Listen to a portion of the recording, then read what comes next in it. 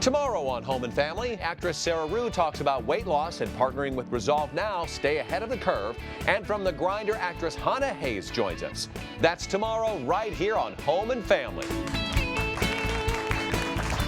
Sean Maguire stars in ABC's, it's Robin Hood in ABC's Once Upon a Time. He's going to chat a little bit about the perks of being Robin Hood. I imagine there's quite a few of these. Let's talk about his love life this season, huh? Yeah, it's a little complicated.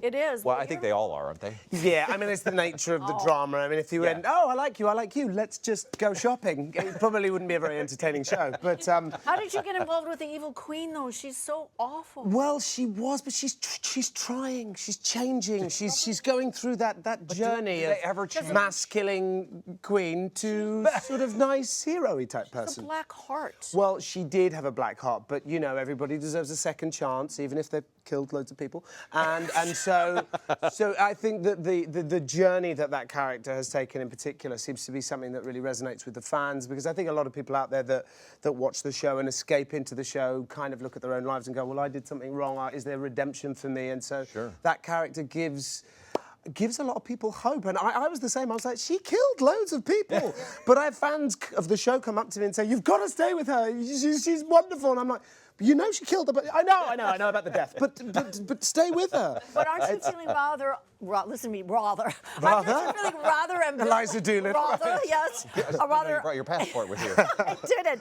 Ambivalent about her? I mean, with the child that you're supposedly... Well, I think that the characters, obviously speaking about the characters, I think Robin just fell in love with Regina, and I think him, and then, you know, they had a lot of obstacles to get through, and then this latest one was, you know, that old thing when your wife who died comes back from the dead? Yes. Yeah. And, you know, and then she gets frozen, and then you try to kiss her with True Love's Kiss, and then that doesn't work because you love someone.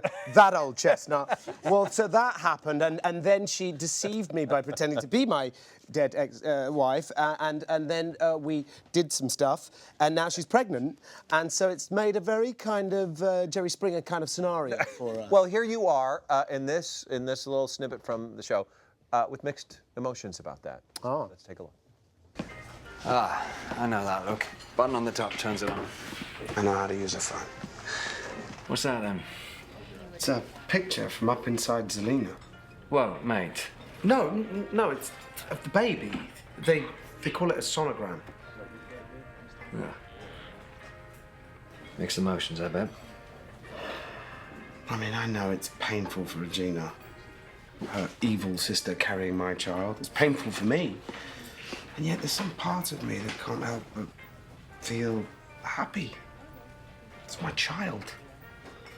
And I sure don't want Regina to know that. I don't want her to misconstrue my happiness for, well... You got yourself a complex situation there, that's for sure. Unlike your simple love life. So, once upon a time, you auditioned for this role. I see how I did. Nice segue. Yeah. I did. I actually... I think I must have had you know, as actors do, had one of those couple of bad weeks or bad auditions, because I remember I was painting my kitchen and my wife came in and said, oh, there's an email saying there's an audition for the show. It's Robin Hood. And I was like, no, not today. I'm not doing it. I'm painting the kitchen. I will not be rejected today. The kitchen can't reject me. I'm staying here.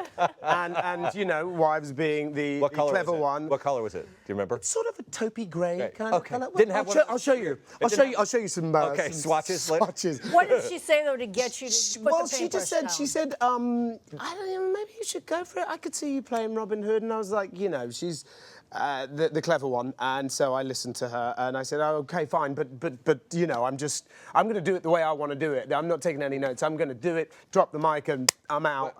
And bizarrely, I got the job. But did you do it different? How did you see Robin Hood? Because a lot of people came before you. There were icons. There was, what, Errol Flynn and Sean Connery. Kevin Costner and the list goes on. What did you do the big shoes, my friend. Yeah, they are. I mean, and big tights to fill. I mean, the thing is, I find with a role that's as iconic as Robin Hood, the mistake I think for me to have made is to look at everybody else and steal. The script was the guide. That was the way to sort of bring it to life. And the thing that occurred to me straight away was, in this reality, he is just a regular dad, a leader of men, and so I just thought, just play that. Don't play that I'm Robin Hood, you know, Yeah. because he doesn't perceive himself that way. He doesn't know that to us, in our world, that he's considered an icon. So I just tried to make him a real guy and play it with conviction. Yeah.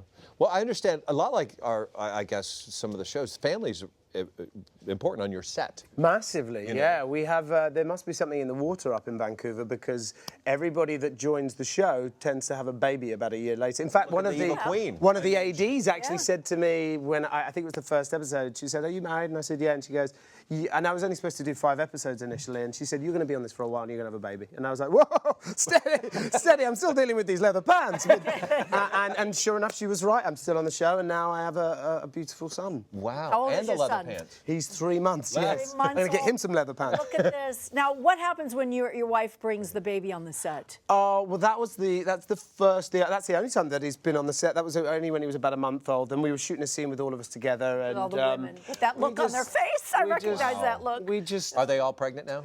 they are now. Yeah, I've seen to that. No, I'm joking. I joke.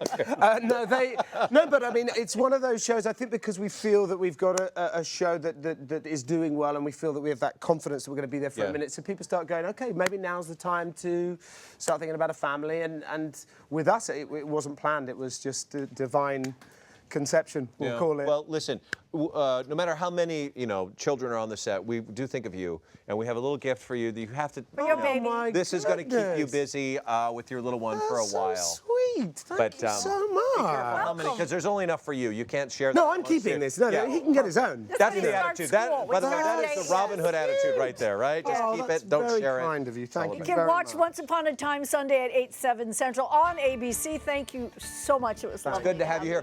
We're going to come right back, and Kimmy's up. That's right. If you have a little black dress, I'm going to hook you up for Glam-O-Ween.